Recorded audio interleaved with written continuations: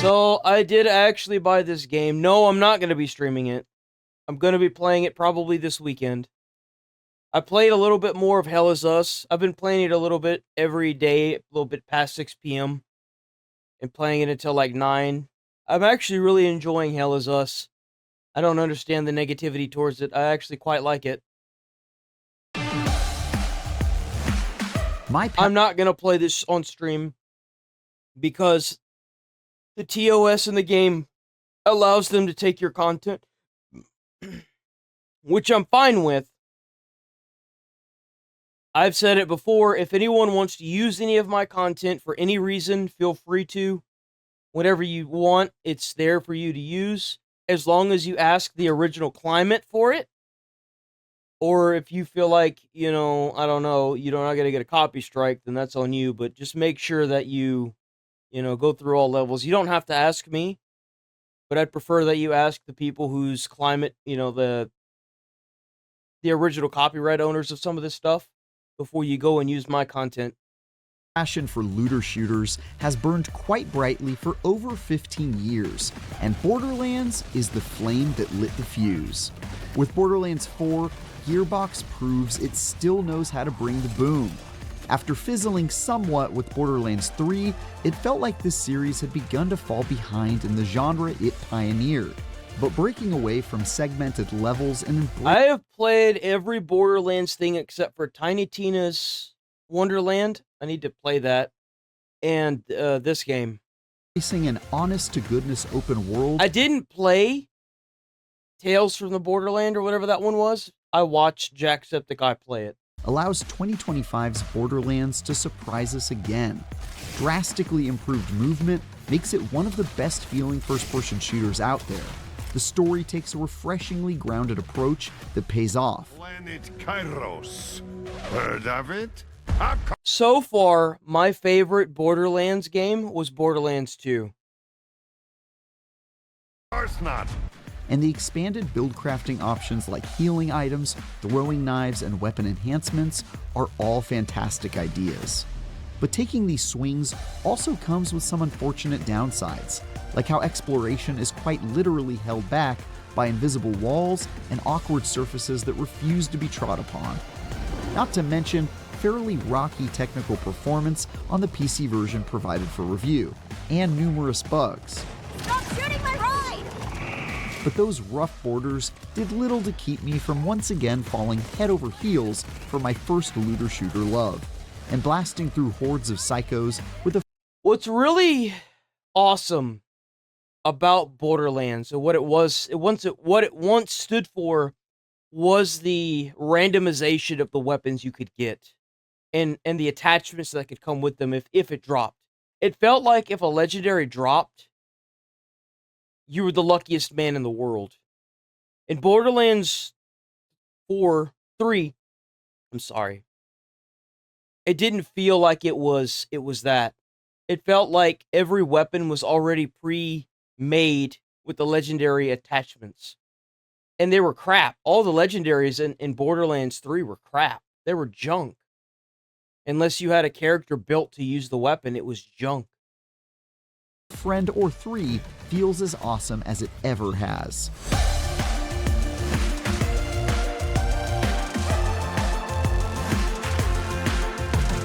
I actually like this guy. I like this guy's reviews because he's honest and it doesn't feel like he's being weird about it. Anytime this guy does a review on a game, he always plays a game that he knows or a genre he knows. I don't know if you hear me, IGN. I'm sure you don't care. My advice is to continue using this man. His work is phenomenal. His journalism is probably the best that I've dealt with or seen. These last few people that did these reviews were terrible. They're just terrible. I'm sorry. I'm gonna say it.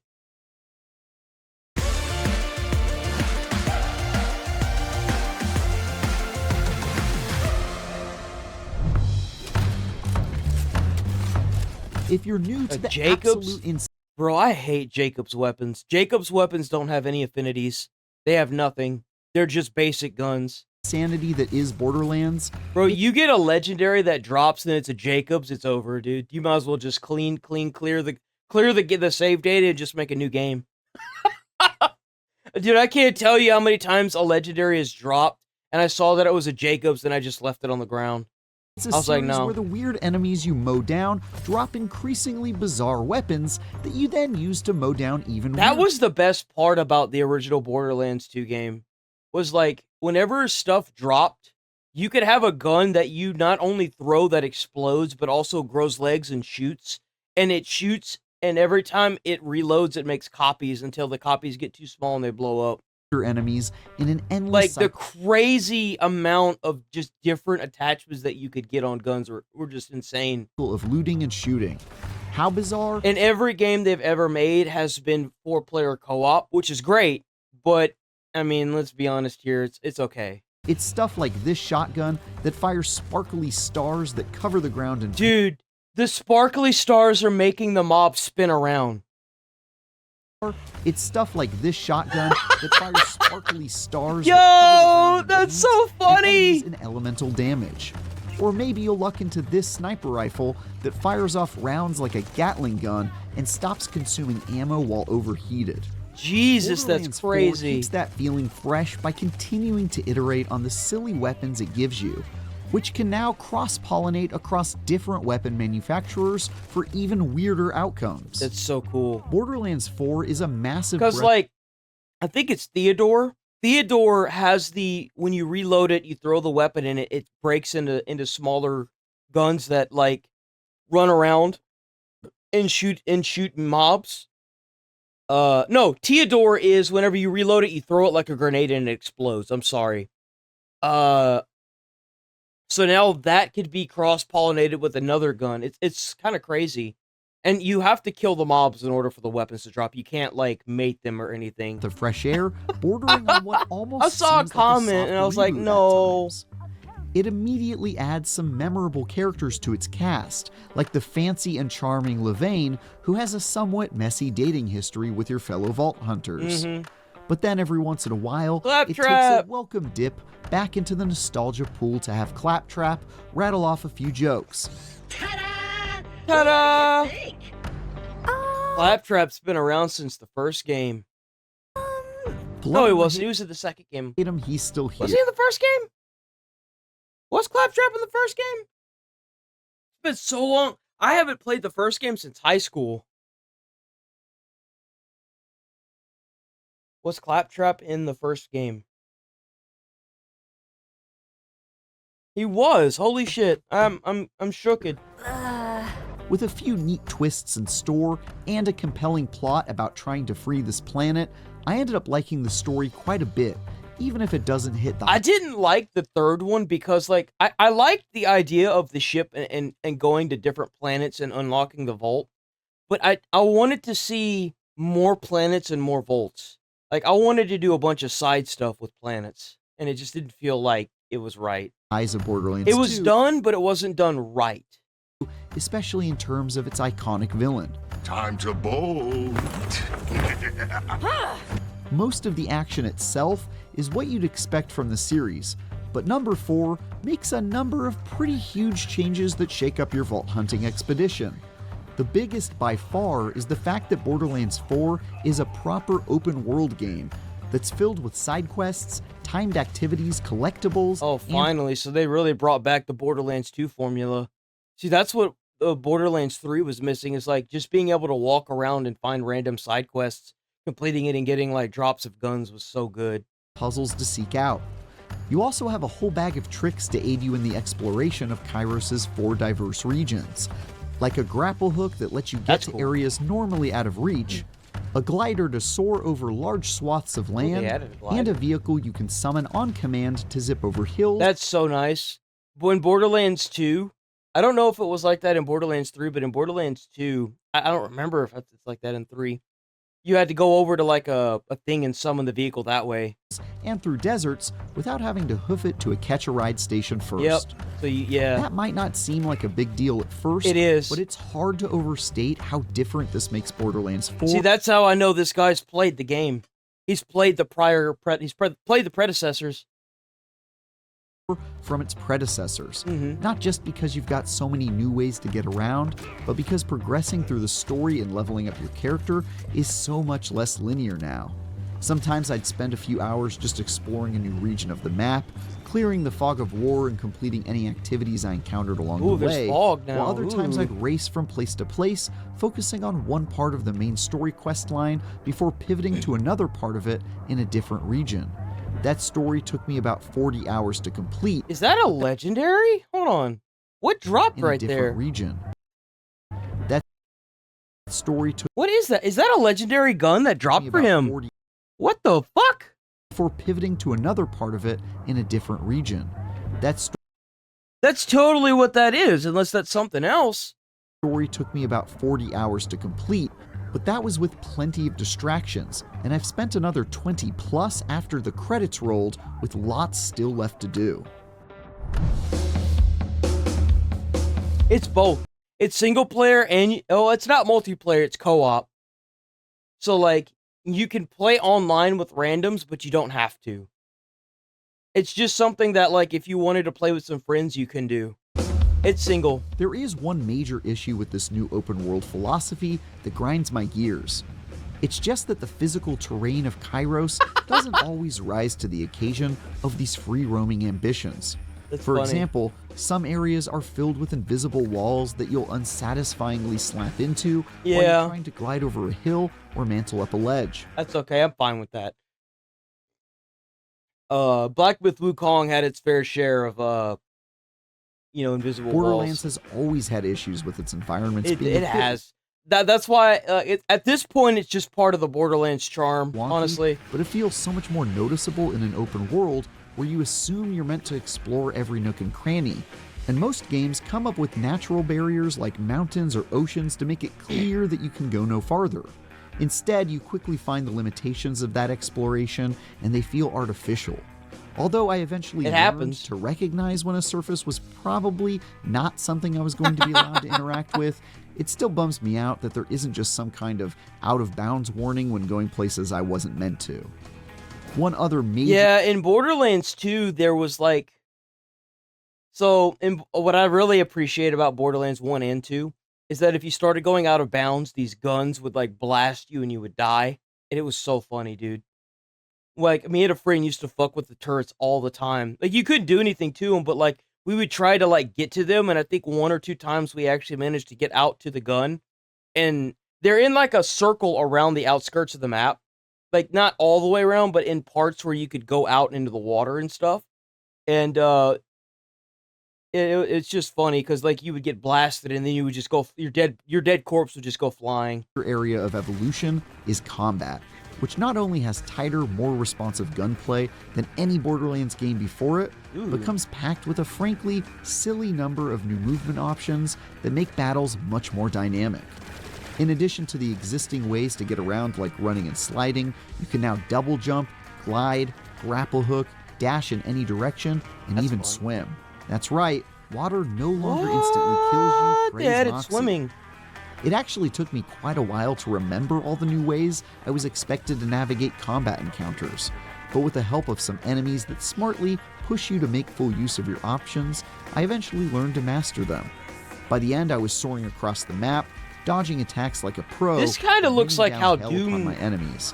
It became wonderfully How Doom Eternal's movement looks. satisfying honestly. stuff once I got the hang of it. Okay, so that's a legendary gun. What are the weapon rarities in Borderlands 4?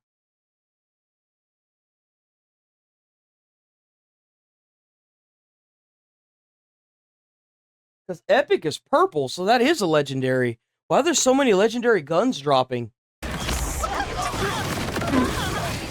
Gearbox has also heaped an impressively high volume of new things to shoot into this game.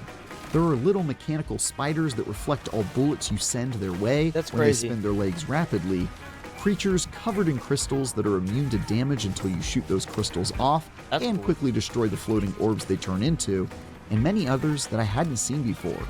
Those caused me to stop and adapt to their tactics in interesting ways, and that was always a memorable moment. Even better are the boss fights, which have evolved pretty significantly What in that the they usually hell is involve that? some special Whoa! mechanics you have to learn in order to beat them. These are often pretty simple things, like picking up and throwing a toxic bomb onto one boss to peel his armor off, or having to juggle yourself in the air with grappling and gliding after the floor becomes hazardous for a phase of another fight. Granted, they don't come close to the mechanical complexity of something you'd find in a Destiny raid, but those are often kind of over the top, and this is a significant step up from some of the basic dodge and shoot until it dies battles we've seen in Borderlands past. It's a happy medium, and that makes these bosses a lot less That boss forgettable. looks really cool. That's not to say there Primordial aren't any basic Guardian fights, Inceptus? but it's fair to say that those can be an entertaining excuse to turn off your brain and blast something to bits, and serve as a contrast to Yo, that's what I really missed about Borderlands 2. It's like I'm just able to turn my brain off and just shoot things until they fucking die. And then like they drop really good stuff and you feel like you actually earned it, you know? ones with an extra element to them. Rest assured, the major bosses usually step up their game pretty noticeably. It's also neat that you'll start encountering enemies with various modifiers as you get further into the adventure, and unlock Sorry about higher that. difficulties via the endgame grind. These might be things like Elemental Eater, an effect that means enemies aren't just resistant to a specific type of attack, but healed by it. Oh, that's Or crazy. Centripetal, which causes a black hole to form where an enemy with this trait dies, pulling everything in range into its center and dealing massive damage. It's not all new, groundbreaking stuff for Borderlands. These are similar to effects found in Borderlands 3's Mayhem mode, for instance, but they're now a central part of Borderlands 4, and that makes combat more interesting and has you staying a little bit more aware even of enemies you've seen a lot of already. So like elemental like effects can affect certain mobs. For example, if you shoot a robot with acid, it destroys them. Or if you shoot certain mobs are weak to electricity, I believe there's fire, there's what kind of element? I think there's like 4 elements. How many elements are in Borderlands 4? 6. You've got corrosive, explosive. Oh, that's right, explosive, radiation, and incendiary, shock, and cryo. So freeze.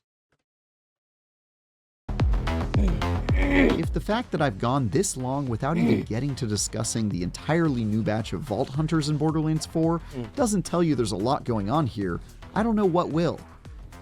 I'll give that to Borderlands. They usually do make a pretty big story. They do add a lot. It doesn't feel like copy and paste slop. I'll say that. sticks to tradition, but puts some pretty neat spins on the series' existing classes. There's the Siren Vex, who uses her space magic to deal elemental damage, and If has I'm some not mistaken, that's the girl that Lilith gave her powers to, or something like that. awesome life-stealing options. Rafa, the Exo Soldier, who can summon all sorts of digistructed weapons, from shoulder-mounted turrets to melee arm blades, as though Borderlands didn't have enough weapons already. Harlow, a Gravitar with an assortment of gravity manipulation abilities that can trap enemies in bubbles, among other things. And Amon, a massive cybernetically enhanced warrior called a Forge Knight, who has a bunch of melee options at his disposal. I hope that this one does well enough that they add more characters like they did in Borderlands 2. I do. I really hope they add more characters because I enjoyed playing as the Psycho. I loved playing as Krieg. He was so fun to play as. Each one feels He pretty would have abilities where he would do damage to himself just to fuck up other enemies. He would turn into like a super fucking Krieg. It was crazy. good, with unique tools that make them all viable choices for endgame activities without feeling especially overpowered. While I've been pretty high on it so far, I do have some complaints to lodge as someone who tends to play this kind of game more than once, and with an eye toward making each of those playthroughs feel distinct. After a few dozen hours with it, it strikes me that Borderlands 4's build crafting hasn't pushed the series into the realm of something like Diablo, or dare I say it, Path of Exile. given that there are a few branching paths to choose from in each Vault Hunter skill trees that you can then optimize with gear to excel at a handful of specific things like dealing loads of elemental damage or healing yourself when getting kills, but not enough customization options to really go wild. That said, the 3 different trees each character does have each at least add a little bit of variety to how every class can play, meaning more than one person on your team can use the same Vault Hunter while having a different set of buffs and abilities that can make them work That well is together. true. So, like, the way the characters play is each character has 3 different skill trees, and you really don't want to spec into all the skill trees. You really should only spec into one because you have a max cap. I think it's like 50 or 60. So, like, if you tried to go down multiple trees, you're just gonna fuck yourself. You're better off just picking one tree and going down that tree. For example, for the first half of my playthrough, I focused on Vex's spectral summoning tree to deploy ghostly doppelgangers onto the battlefield. That's But cool. after finding a legendary item that worked well for a different kind of build, I respec'd into the elemental DPS tree that focused on casting powerful spells instead of summoning others to do my bidding. If those 2 different characters worked together side by side, there'd be little overlap in what they're bringing to an up to 4-person team.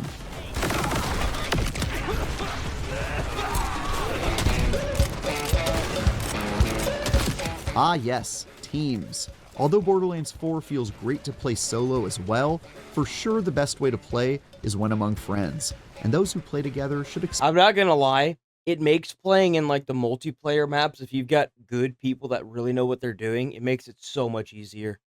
Because it's a bitch to play the solo. expect to experience You do get loot modifiers a lot like Diablo if you play in the harder difficulties. Like, if you get if a legendary gun drops in normal, the modifiers that it'll get will be intensified times, like, you'll get better ones if you play in, like, the hardest difficulty. But the hardest difficulty is fucking hard. It's hard.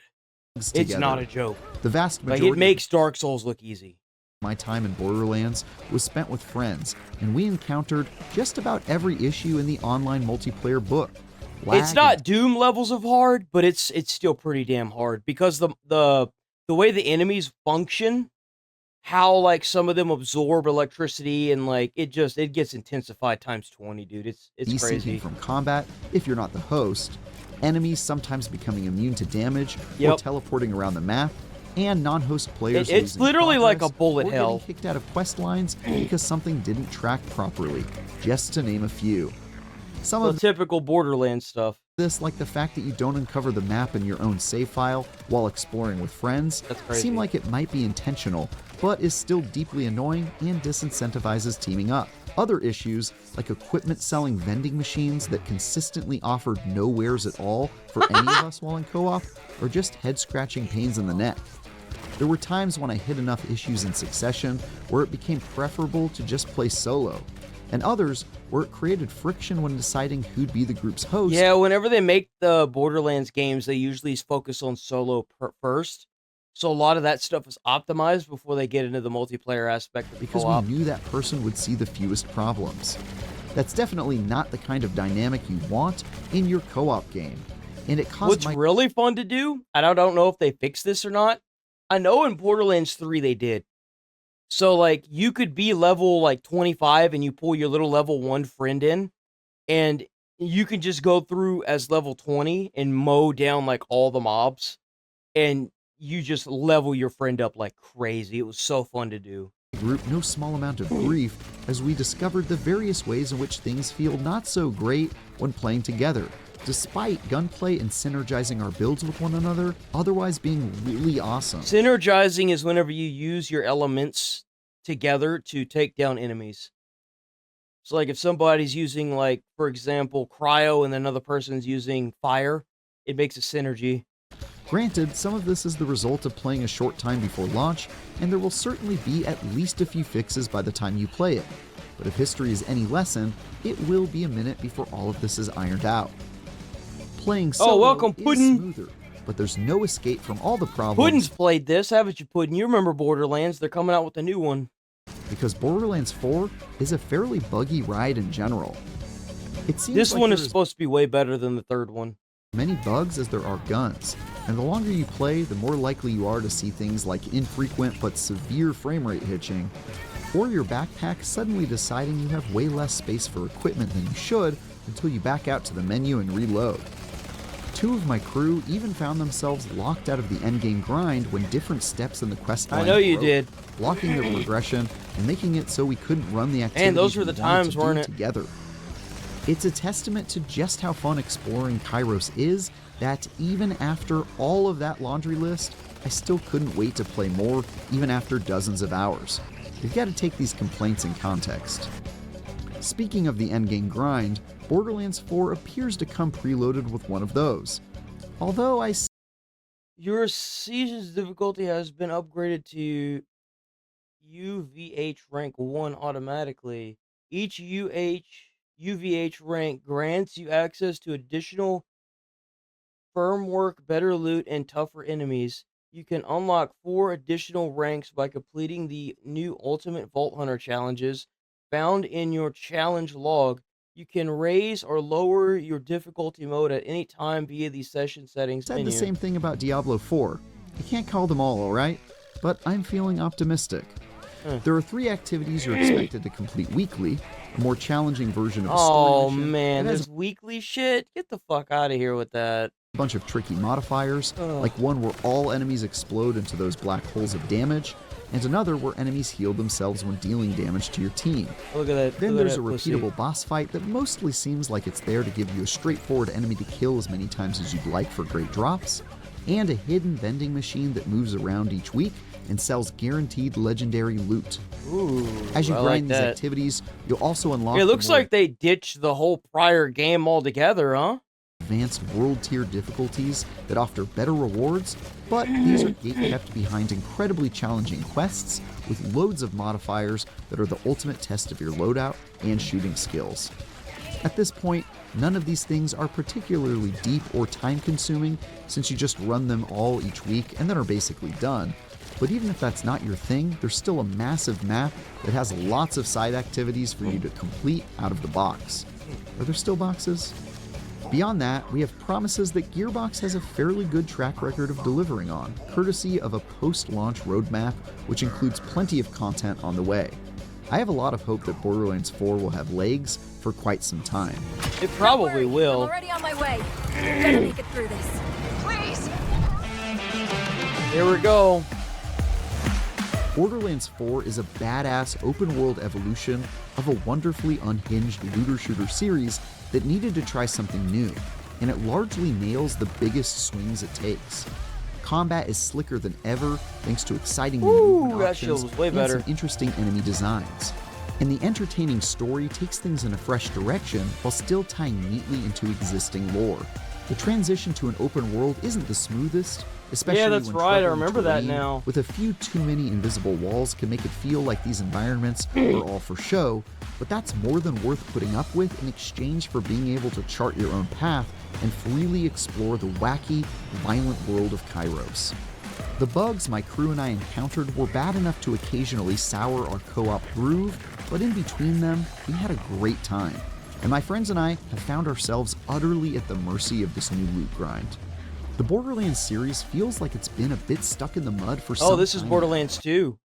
and especially after a few patches, Borderlands 4 is exactly the kick in the pants it has needed. Hey, I'll take that.